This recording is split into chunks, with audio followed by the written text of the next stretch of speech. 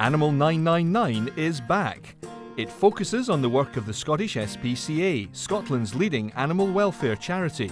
Inspectors have just picked this poor girl up. She was running free on the beach, so we don't know anything about her, but obviously you can see she's pretty skinny. Yes, you are. From rescued seals on the remote Western Isles to distressed seabirds and pets in pain, every call-out is different. If you can tell me who reported this, I'll get the police.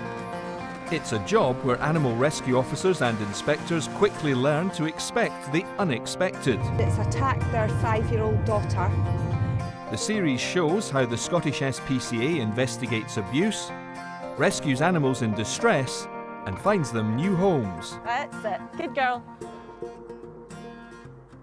Already starting to growl. Animal 999 lets viewers get to know this committed crew of professionals. It's got no use of that back leg. And gives them frontline experience of their day-to-day world in the spectacular countryside and cities of Scotland. See if he will take off. Brilliant. If you care about animals, don't miss Animal 999.